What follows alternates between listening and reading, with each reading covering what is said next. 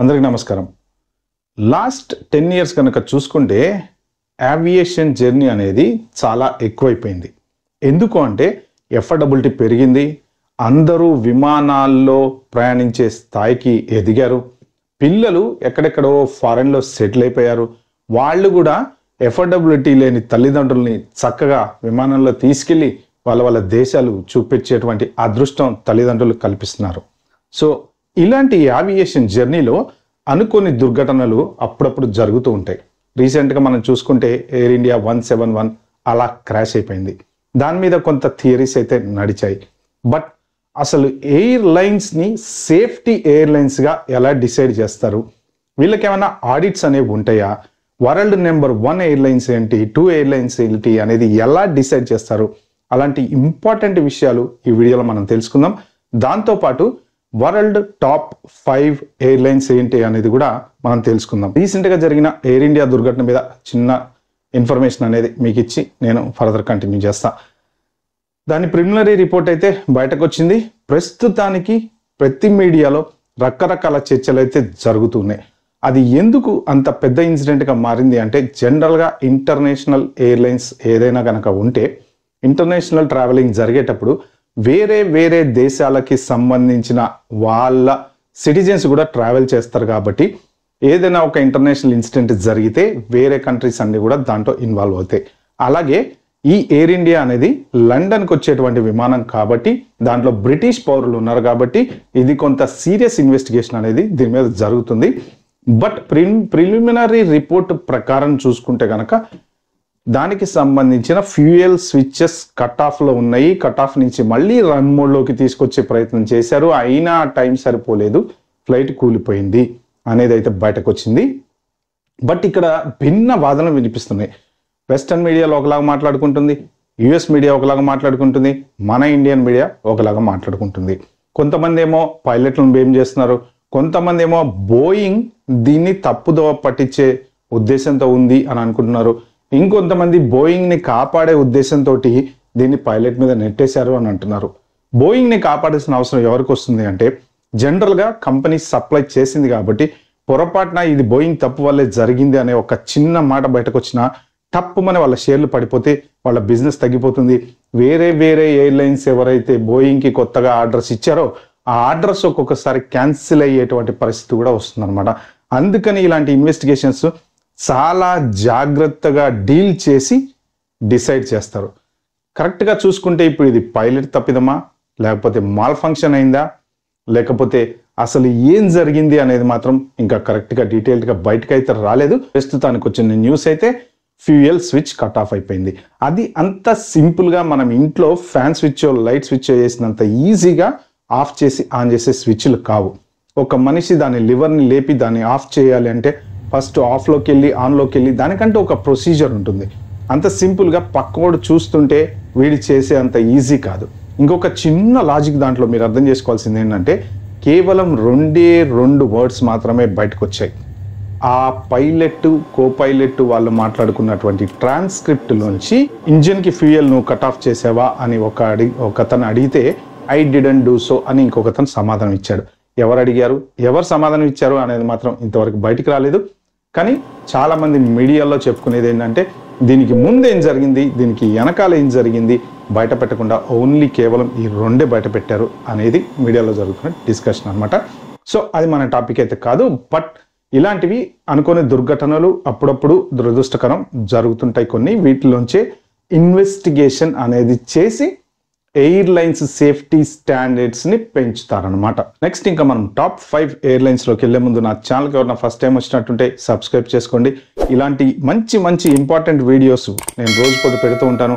అది మీ దాకా రావాలంటే మీరు కింద నోటిఫికేషన్ ఆన్ చేసి పెట్టుకోండి, ఒక లైక్ ఇచ్చి కంటిన్యూ చేయండి. Okay, let's go back to the topic. Air safety standards ఎలా డిసైడ్ చేస్తారు అంటే, జనరల్గా ఈ ఏవియేషన్ ఎక్స్పర్ట్స్ ఎవరైతే ఉంటారో వాళ్ళు ఒక 400 రకాల ఎయిర్లైన్స్ కంపెనీలని హిస్టరీ అంతా చెక్ చేస్తారు. అంటే వీళ్ళు ఎన్ని రోజులకు ఒకసారి ఆడిట్ చేస్తున్నారు, సేఫ్టీ స్టాండర్డ్స్ ఎలా మెయింటైన్ చేస్తున్నారు, పైలట్ ట్రైనింగ్ ఎలా ఇస్తున్నారు, ఫ్యూయల్ ఎలా మెయింటైన్ చేస్తున్నారు, లోపల ఉండేటువంటి క్రూ ఎవరైతే ఉన్నారో వాళ్ళకి సేఫ్టీ మీద అవగాహన ఎంత కల్పిస్తున్నారు, అలాగే ఎప్పుడెప్పుడు ఎయిర్ క్రాఫ్ట్లు ఎన్నిసార్లు సర్వీస్కి తీసుకెళ్తున్నారు, ఎన్నిసార్లు వీళ్ళు కొత్త ఫ్లైట్స్కి అప్గ్రేడ్ అవుతున్నారు, దాని ఏజింగ్ ఎలా చెక్ చేస్తున్నారు, ఇలాంటి బోలెడన్ని రిపోర్ట్స్ ఆధారంగా ఎయిర్ సేఫ్టీ స్టాండర్డ్స్ అనేవి డిసైడ్ చేస్తారనమాట. అన్నిటికన్నా మెయిన్ దీంట్లో ఇంపార్టెంట్ పాయింట్ ఏంటి అంటే పైలట్ ట్రైనింగ్. కొంతమంది పైలట్ ట్రైనింగ్ విషయంలో చాలా సీరియస్గా ఉంటారు. కొన్ని ఎయిర్లైన్స్ ఒకవేళ బాగా నడిపెడతాను, ఇతనికి మంచి అనుభవం ఉంది, అయినా ఎక్కడో మైనర్ జనరల్గా ఒకటో రెండో చిన్న మిస్టేక్స్ ఉంటూ ఉంటాయి కదా. కొన్ని ఎయిర్లైన్స్ మాత్రం అలాంటి మిస్టేక్స్ కూడా సహించవన్నమాట. సో వాళ్ళకి సేఫ్టీ స్టాండర్డ్స్ అనేది ఇంపార్టెంట్. ఎందుకంటే ఒక కారో బస్సో రోడ్డు మీద వెళ్తుంది, ట్రైన్ కూడా కిందే వెళ్తుంది కాబట్టి ఏదైనా జరిగినా ఒక ఇమ్మీడియట్ అటెన్షన్ అనేది ఈజీగా దొరుకుతుంది, పోలీసుల దగ్గర నుంచి కానీ డాక్టర్స్ దగ్గర నుంచి కానీ ఏదైనా. కానీ ఫ్లైట్ అనేది ఒక్కసారి ఎయిర్లోకి వెళ్ళిన తర్వాత ఏ కంట్రీ మీద ఉంటుందో తెలీదు, ఎక్కడ ఉంటుందో తెలీదు, ఏ పరిస్థితుల్లో ఉంటుందో తెలీదు. కాబట్టి దానికి సేఫ్టీ స్టాండర్డ్స్ చాలా ఎక్కువగా ఉంటాయి. So airline safety standards compulsory పర్ఫెక్ట్గా మెయింటైన్ చేస్తేనే వాళ్ళు ఈ సేఫ్టీ ర్యాంకింగ్ అనేది అలౌ చేస్తారనమాట. సో ఇప్పుడు మనం first airline safety standards maintain చేసేటువంటి టాప్ ఫస్ట్ ఎయిర్లైన్స్ ఏంటి అంటే ఎయిర్ న్యూజిలాండ్.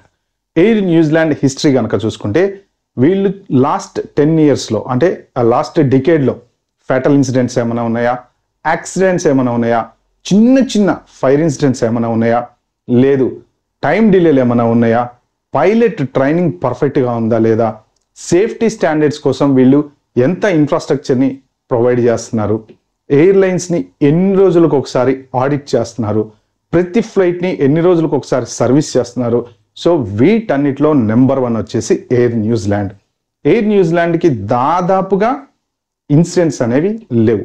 చిన్న చితక మైనర్ డిలేస్ అక్కడ ఇక్కడ ఏవో ఉంటాం తప్ప సీరియస్ ఫ్యాటల్ ఇన్సిడెంట్ కానీ మేజర్ యాక్సిడెంట్ కానీ రీసెంట్ డికేడ్లో అయితే లేవన్నమాట. Number 2 Qantas airlines.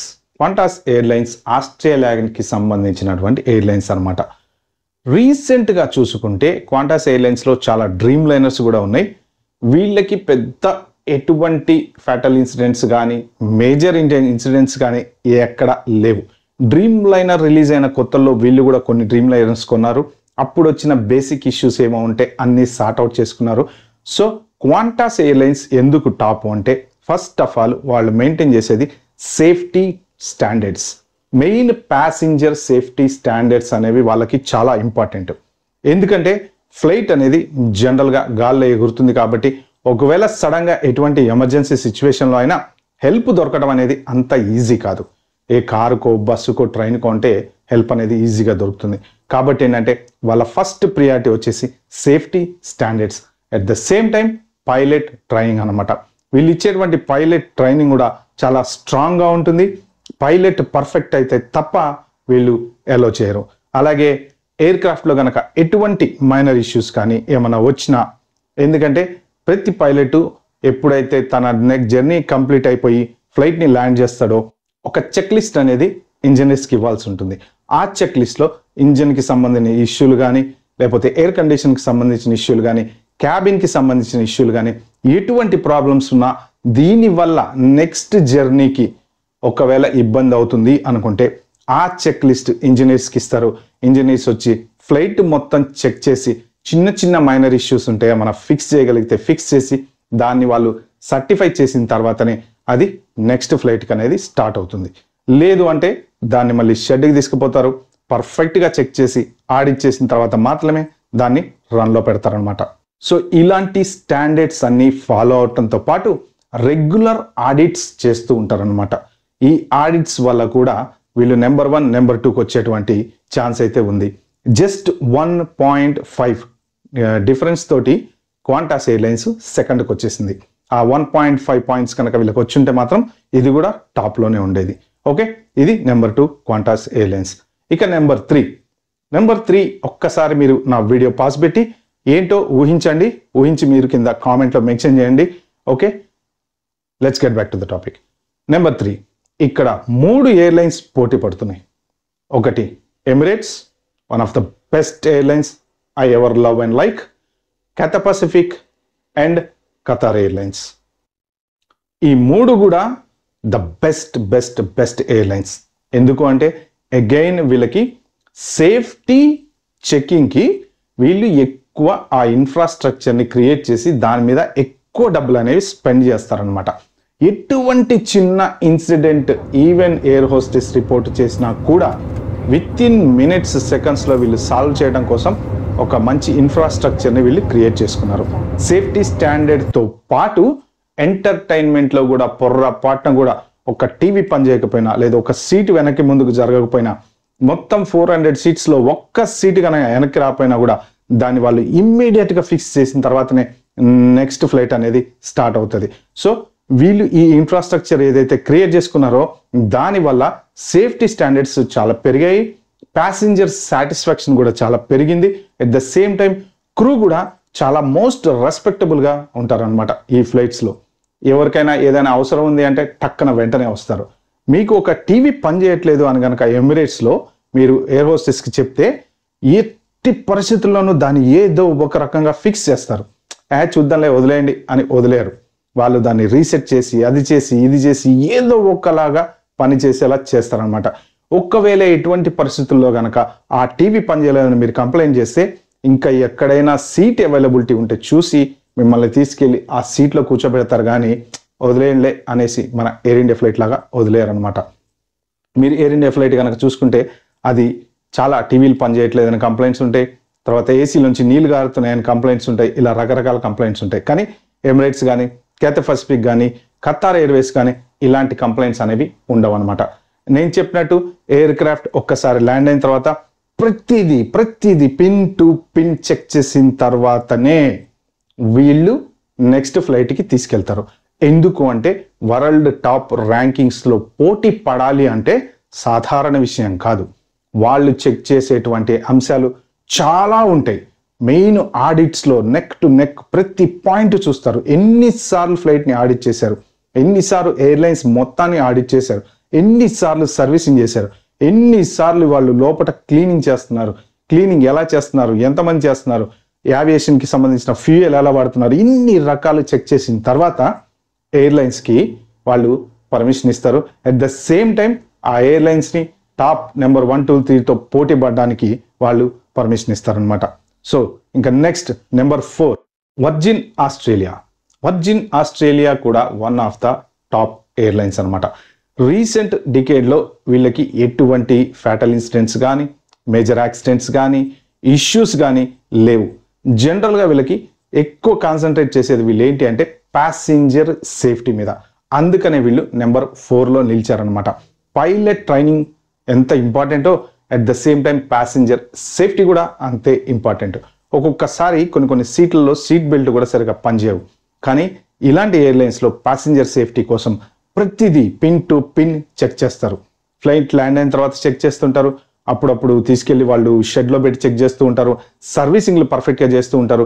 ఈ ఫ్లైట్ సేఫ్టీ స్టాండర్డ్స్ మెయింటైన్ చేస్తున్నారా లేదా అని ఏవియేషన్ ఎక్స్పర్ట్స్ ఆడిట్ కూడా చేస్తూ ఉంటారు అనమాట. ఏ రిపోర్ట్లో అయినా ఎక్కడైనా ఇది చెక్ చేయలేదు అది చెక్ చేయలేదు అని కనుక పొరపాటున వచ్చిందంటే మాత్రం ఎటువంటి పరిస్థితుల్లో ఈ టాప్ ఎయిర్లైన్స్ ర్యాంకింగ్లో పోటీ పడేటువంటి అవకాశం వాళ్ళకి రాదు. అందుకని చెప్పి ఈ వర్జిన్ ఆస్ట్రేలియా ఎయిర్లైన్స్ కూడా ప్యాసింజర్ సేఫ్టీ అనేది పర్ఫెక్ట్గా మెయింటైన్ చేస్తుంది, చెకింగ్ ఇన్ఫ్రాస్ట్రక్చర్ మెయింటైన్ చేస్తుంది, పైలట్ ట్రైనింగ్ కూడా పర్ఫెక్ట్గా ఇస్తుంది. అందుకనే వీళ్ళు నెంబర్ 4లో ఉన్నారనమాట. ఇంకా నెక్స్ట్ చూసుకుంటే number 5 Etihad Airways. Etihad Airways ఎందుకు టాప్లో ఉంది అంటే వాళ్ళు ట్రైనింగ్, క్రూకి ట్రైనింగ్ అనేది పర్ఫెక్ట్గా ఇస్తారనమాట. మనము ఆ ఫ్లైట్లో జర్నీ చేసినంత సేపు ఏ చిన్న ప్రాబ్లం వచ్చినా కూడా ఇగ్నోర్ చేయకుండా చూసుకోవటం అనేది ఆ క్రూకి ఇచ్చేటువంటి well perfect training. At the same time passenger safety concerns, ఇది జనరల్గా మోరాలెస్ అన్ని ఎయిర్లైన్స్ మెయింటైన్ చేస్తూ ఉంటాయి, టాప్ ర్యాంకింగ్ ఎయిర్లైన్స్. బట్ వీళ్ళు కూడా మెయింటైన్ చేస్తూ ఉంటారు, పైలట్ ట్రైనింగ్ కూడా పర్ఫెక్ట్గా ఎప్పటికప్పుడు చేస్తూ ఉంటారు, ఆడిట్లు చేస్తూ ఉంటారు. బట్ వీళ్ళ స్పెషాలిటీ ఏంటి అంటే ఎప్పటికప్పుడు ఫ్లైట్స్ని అప్గ్రేడ్ చేస్తూ ఉంటారు అనమాట. అంటే జనరల్గా ఏంటంటే కొంత ఫ్లైట్ ఓల్డ్ అయిపోతుంది అనగానే దాన్ని మార్చేసి కొత్త ఫ్లైట్కి అప్గ్రేడ్ చేయడం అనేది చేస్తూ ఉంటారు. అడ్వైజరీలు కనుక బోయింగ్ కానీ ఎయిర్ బస్ కానీ ఇలాంటివి ఏమైనా ఇస్తే ఆ అడ్వైజరీలని కంపల్సరీ ఫాలో అవుతారనమాట. సో ఈ టాప్ ఎయిర్లైన్స్లో మీరు ఎప్పుడైనా జర్నీ చేయాలనుకుంటే మాత్రం టికెట్ కాస్ట్ కొంచెం ఎక్కువ ఉన్నా పర్లేదు, మీరు హ్యాపీగా జర్నీ చేయొచ్చు. వీళ్ళ సర్వీసెస్ కూడా చాలా బాగుంటాయి. ఇది టాప్ 5 ఎయిర్లైన్స్ గురించిన వీడియో. ఈ వీడియో కనుక మీకు నచ్చినట్టుంటే ప్లీజ్ అండి like, share, subscribe my channel. Thank you.